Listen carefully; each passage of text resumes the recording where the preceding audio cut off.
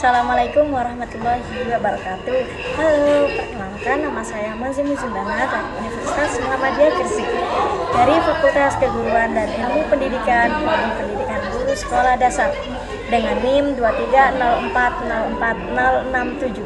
Nah, di sini saya akan melengkapi tugas saya dari mata kuliah Psikologi Pendidikan dengan judul Perkembangan Peserta Didik. Nah, di sini saya akan menjelaskan beberapa aspek dari perkembangan peserta didik. Jadi perkembangan peserta didik mempunyai 6 aspek, yaitu yang pertama ada perkembangan fisik, kemudian ada perkembangan kognitif, ada perkembangan sosial, perkembangan bahasa, perkembangan emosional, dan yang terakhir yaitu perkembangan kepribadian. Nah, baik, di sini saya akan menampilkan slide.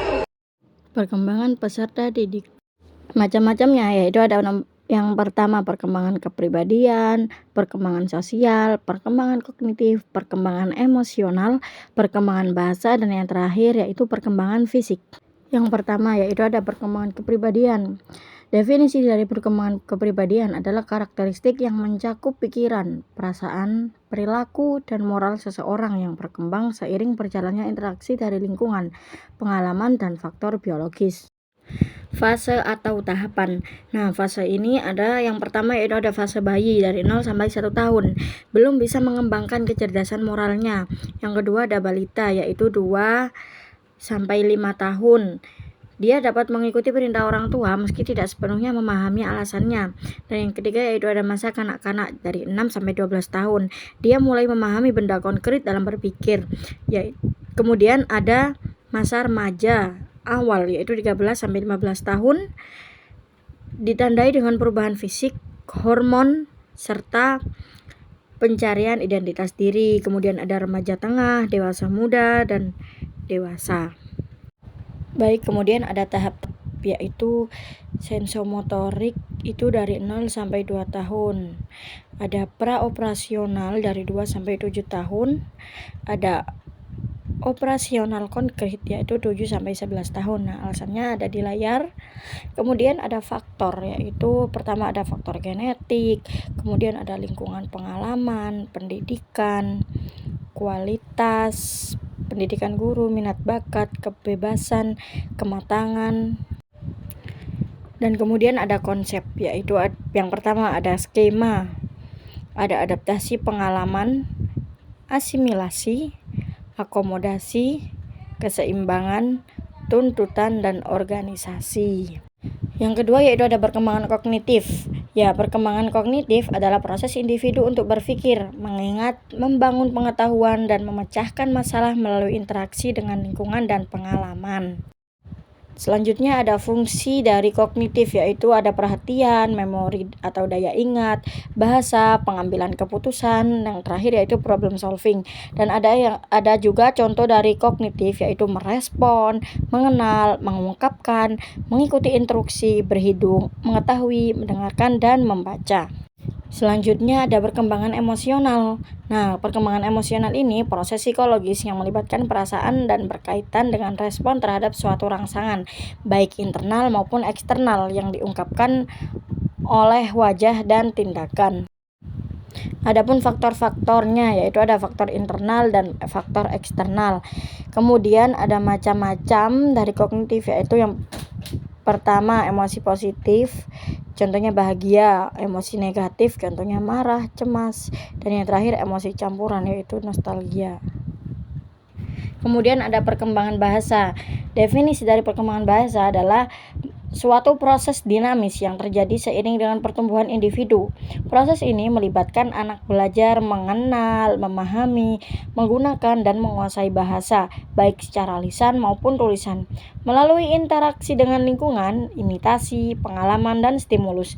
Perkembangan bahasa berkaitan erat dengan aspek kognitif, sosial, dan emosional anak, serta mencakup keterampilan mendengarkan, berbicara, membaca, dan menulis. Selain itu, proses ini berkembang melalui tahapan tertentu, dimulai dari pengenalan suara hingga kemampuan berkomunikasi yang lebih kompleks. Kemudian ada tahap-tahap dari perkembangan bahasa. Yang pertama ada bahasa awal, yaitu tahap perkembangan dimulai sejak lahir atau bayi yang baru lahir sudah menunjukkan gerakan tubuh yang sangat halus sebagai respon atas rangsangan yang didengarnya.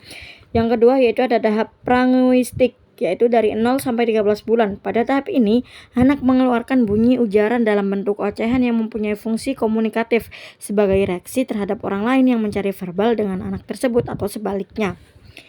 Kemudian yang ketiga ada pengucapan satu kata. Pada usia sekitar 1 tahun, anak mulai memproduksi kata tunggal untuk mengekspresikan seluruh kalimat. Kemudian D, yaitu pengucapan 2 kata. Pada usia 1 sampai 2 tahun, seorang anak mulai mengucapkan 2 kata secara bersamaan dan bahasa mereka menunjukkan struktur tertentu. Kemudian E, pengembangan gramatika. Di usia 2 sampai 3 tahun, anak mulai meletakkan 3 sampai lebih kata secara bersamaan. Kemudian F, yaitu ada mendekati gramatika orang dewasa. Anak pada usia 5 sampai 9 tahun sudah menguasai perkembangan bahasa yang cukup kompleks. Kemudian yang kelima ada perkembangan fisik. Nah, pengertian umum dari perkembangan fisik sendiri adalah sesuatu yang memiliki wujud dan dapat terlihat secara kasat mata. Istilah ini sering digunakan untuk menggambarkan benda-benda yang berwujud dan dapat dilihat oleh mata, serta bagian tubuh manusia yang dapat diuraikan secara definisi. Adapun fungsi dari perkembangan fisik sendiri, yaitu yang pertama ada peningkatan kualitas diri, yang kedua ada meningkatkan prestasi belajar, selanjutnya ada pencegahan penyakit, peningkatan kepercayaan diri, pengembangan keterampilan sosial, dan yang terakhir yaitu pengembangan kognitif. Adapun faktor-faktor internal yaitu jenis kelamin, genetik, hormonal, dan kelainan genetik.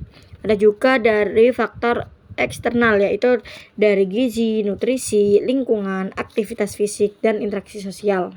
Nah, yang terakhir sekarang ada perkembangan sosial. Perkembangan sosial adalah proses perolehan kemampuan untuk berperilaku yang sesuai dengan keinginan yang berasal dalam diri seseorang dan sesuai dengan tuntutan dan harapan sosial yang berlaku dalam masyarakat.